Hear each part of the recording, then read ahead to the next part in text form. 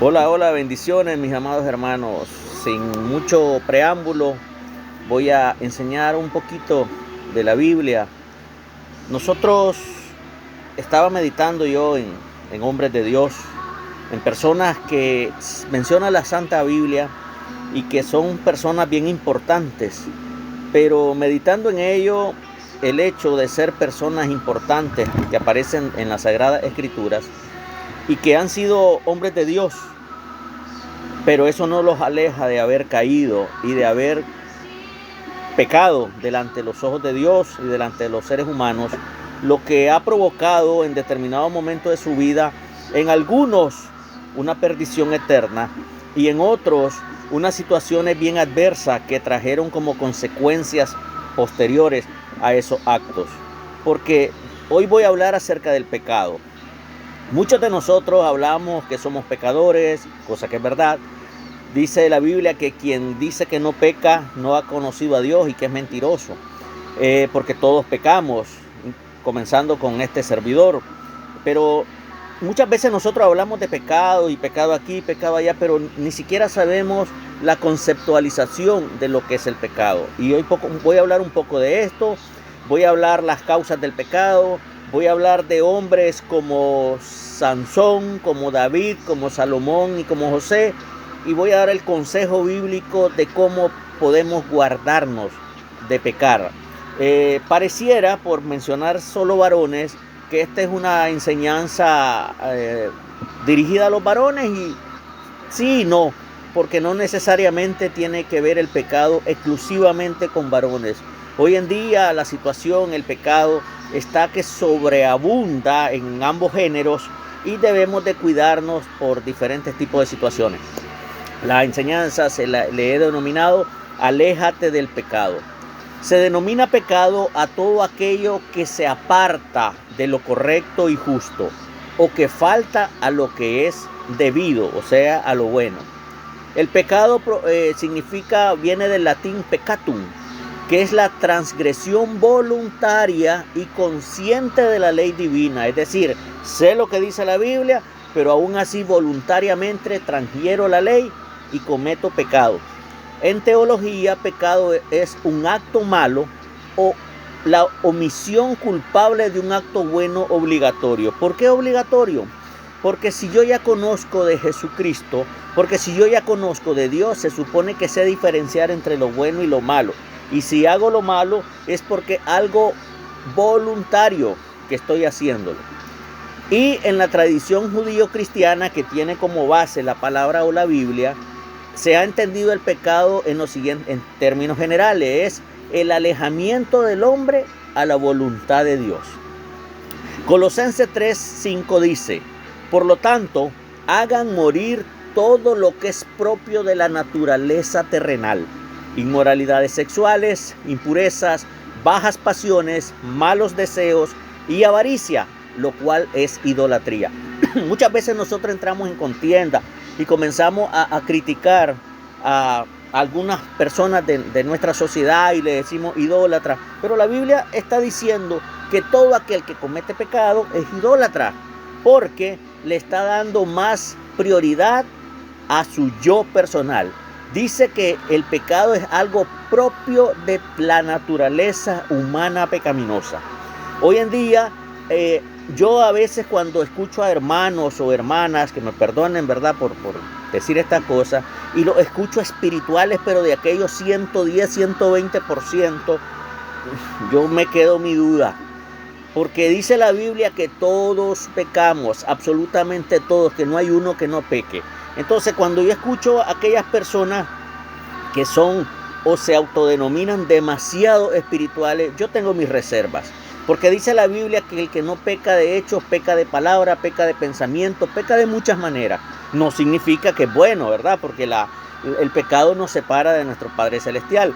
Pero quiero que tengamos para comenzar, que identifiquemos que el pecado es algo propio de nuestra naturaleza humana. Es por ello que muchos de nosotros nos cuesta dejar de pecar, porque es algo inherente de nuestra naturaleza humana. Óigase bien, humana.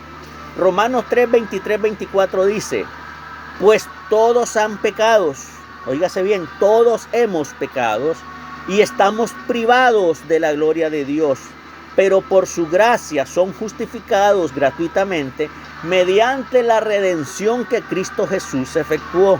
Es decir, ¿por qué yo hablo que el pecado es parte de nuestra naturaleza y que todos vamos a pecar en nuestra naturaleza? Porque esa es la realidad, y lo que está diciendo Romanos 3, 23, 24 lo comprueba, pero dice que existe alguien que murió en una cruz y que por eso redención sí podemos dejar de pecar. Ya no por nosotros, sino por ese sacrificio que Jesucristo hizo en la cruz, es la que nos alea del pecado. Santiago 4:4 dice: oh gente adúltera, ¿no saben que la amistad con el mundo es enemistad con Dios? Si alguien quiere ser amigo del mundo, se vuelve enemigo de Dios. Y Mateo 6:24 dice: nadie puede servir a dos señores, pues menospreciará a uno y amará al otro, o querrá mucho a uno y despreciará al otro. Ustedes no pueden servir a la vez a Dios y a las riquezas. Cuando habla de la riqueza se refiere a lo que nos gusta del mundo. Entonces, mis amados hermanos, ese es el problema, y ahí comienza la caída de todo ser humano. Cuando quiere vivir en dos aguas, cuando quiere cubrir con el mismo sombrero dos cabezas, cuando quiere tener amistad con Dios y amistad con el mundo. La Biblia lo está diciendo, no yo, que es ahí el principio de cuando ya no podemos controlar nuestra naturaleza pecaminosa, porque queremos andar con un pie adentro de la congregación o de la iglesia y con otro pie en el mundo, y ahí es el principio de la caída de todo ser humano. Y entonces todo comienza con cosas pequeñas. Miremos los ejemplos. Primer hombre, Salomón. El pecado derribó al hombre más sabio del mundo, que era Salomón. ¿Y de qué manera lo derribó? De que él tuvo vínculos con muchas mujeres de otro reino. Salomón y sus muchas esposas se titula el primer libro de Reyes, capítulo 11. Y ahí pueden leerlo. Primera Reyes 11, donde las cosas principales que dice es que a Salomón le gustaban demasiado las mujeres. No dice la mujer, las mujeres, especialmente las extranjeras. Dice que él fue casado con la mujer del faraón, casado, óigase bien, pero que además tenía mujeres hititas, mujeres moabitas, mujeres amonitas, mujeres edomitas, mujeres sidonias, no idóneas, sidonias de Sidón, y así sucesivamente. Eso, y Dios le había dicho, no te cases con mujeres que no sean israelitas, porque eso te va a llevar a adorar otros dioses, y eso fue lo que pasó con él. Sin embargo, Salomón se enamoró de 700 esposas y 300 concubinas, y Dios le había dicho que cuando lo hiciera esto, él, por el amor hacia esas mujeres, él iba a adorar otros dioses que no fuera él, y se cumplió, porque Salomón fue devoto de Astartés, la diosa de los sidonios. También adoró a una deidad horrible como es Moloc, el dios de los amonitas, y así sucesivamente construyó en medio de Jerusalén un altar para Quemos, el dios de los moabitas, y así sucesivamente. Entonces, mis amados hermanos, y ya viejo, Dios se enojó con él, y por el amor a su padre David fue que no le quitó el reino, sino hasta que él ya había fallecido. O sea, que el pecado siempre va a traer consecuencias a nuestras vidas. Aunque nadie lo mire, Dios lo está viendo y va a traer consecuencias a nuestra vida. Otro hombre, Sansón.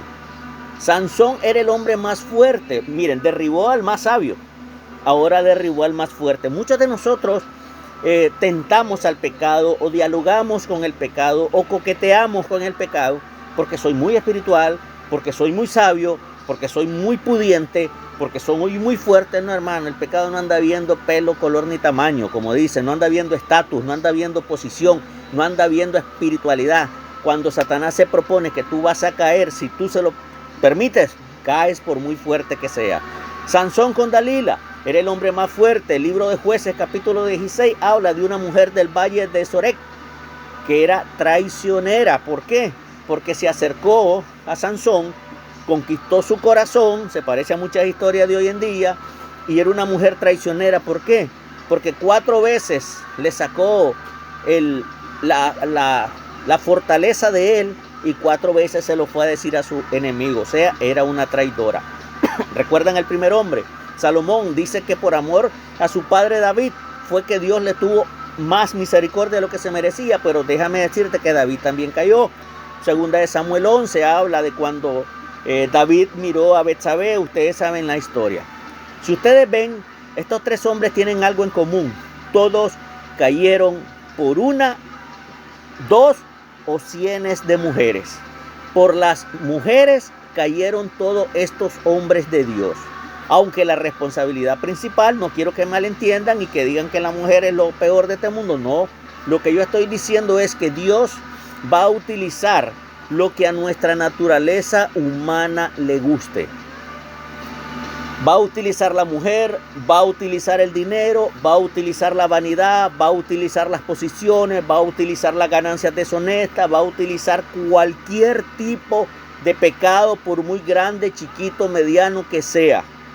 Satanás va a utilizar lo que más le gusta a la persona para tentarlo, pero depende de la persona si va a caer o no. ¿Por qué? Porque alguna vez te has preguntado a ti mismo, ¿qué puede hacerle el pecado a tu vida? Te la va a destruir, mi amado hermano, te la va a destruir. Satanás es más astuto que tú, recuerda eso. No dialogues con Satanás, no coquetees con Satanás, no te pongas a medir fuerzas. Satanás es más poderoso que tú. ¿Sabes por qué? Porque fue un ángel creado por la misma voluntad de Dios. El conocimiento de los ángeles, si bien es cierto, es limitado, por lo que son seres creados como tú y yo, pero son diferentes a Dios porque no son omniscientes, dice Mateo 24:36, aunque sí ellos tienen más conocimiento que nosotros los seres humanos. O sea que ellos son más poderosos, y Satanás y sus agentes son ángeles. Así que no te pongas a querer medir fuerzas con ellos. Los ángeles, número 1, ¿por qué son más poderosos que nosotros? Porque fueron creados por una orden superior, así como crearon a las primeras criaturas del universo. Por eso ellos tienen mayor conocimiento que los seres humanos. 2, ellos estudian la Biblia más que tú. Santiago 2:19 y Apocalipsis 12:12 dice que los ángeles son estudiosos de la Biblia, a diferencia de tú y yo, que no queremos estudiar Biblia. Y 3, los ángeles obtienen conocimiento a través de largas observaciones que ellos nos miran a nosotros. Entonces Dios te aconseja, aléjate del pecado. No dice negocia con el pecado. No te dice pruébate, si ya no vas a beber licor, vete a un bar. No te está diciendo eso. No te dice coquetea con la mujer ajena. No te dice quítale 1 onza cada libra de lo que vendes en el mercado. No te dice ve a hablar de tu prójimo. Dios en ningún momento te está diciendo negocia con el pecado, dialoga con él. No, te está diciendo aléjate del pecado, aléjate. Dios sabe que el pecado que es parte de nuestra naturaleza, y anda buscando, como dicen popularmente, como el zancudo, el más mínimo hito para ahí meterse. Y entonces, ¿qué aconseja Dios? Proverbios 14:16, mi amado hermano. El sabio teme y se aparta del mal, mas el necio se muestra insolente y confiado, dice la Biblia. Por eso reitero, Dios te dice, aléjate del pecado. Seamos como ese hombre, ese cuarto hombre que te quiero hablar, que aparece en Génesis 39, José. José fue un hombre que se dispuso a huir del pecado, no quiso enfrentarse a él, no quiso batallar contra él, conocía su naturaleza y se dio a conocer ante Dios. Y entonces lo que él hizo fue mejor huir. Cuando nosotros queremos luchar contra nuestra naturaleza, oye, caemos. Mejor aléjate, es lo que Dios te está diciendo. Según de Timoteo 2:22 dice, huye también de las pasiones juveniles. Huye. 2, y sigue la justicia, la fe, el amor y la paz. Y 3, con los que invocan al Señor con puro corazón. Esas son las 3 cosas que tú tienes que hacer. Huye de la ocasión de pecar, no te quedes. 2, sigue la justicia, la paz, el amor. Y 3, invoca al Señor cuando tú sientas que tú estás a punto de caer. Que no te dé pena mostrar tu debilidad humana y carnal delante de Dios, porque cuando tú lo haces, tú le estás mostrando a Él que no quieres caer. Pero si tú que empiezas a luchar, recuerda que la Escritura dice que nuestra lucha no es contra carne ni sangre, sino contra potestades, principados potestades de más allá, no de más allá, del más allá. Así que Joel 3:10 dice, diga el débil, fuerte soy. Preséntate delante de Dios reconociendo tu naturaleza humana y diciéndole, Señor, estoy a punto de caer, Señor, estoy siendo tentado, Señor, no quiero caer, Señor, ayúdame. Y esa es la clave para que Dios venga y te rescate de esa situación en la que nuestra naturaleza humana quiere caer. Así que, mi amado hermano, resumiendo, el pecado es parte de nuestra naturaleza, es el sacrificio de Cristo a través de su Espíritu Santo que nos separa del pecado. Y cuando estés a punto de caer, clama a Dios, no te pongas a negociar con el enemigo, no te creas ni muy fuerte, ni muy sabio, ni muy inteligente, ni muy capaz. Mejor llega con tu debilidad ante el Señor y Él te va a convertir en un hombre, en una mujer fuerte. Bendiciones a todos.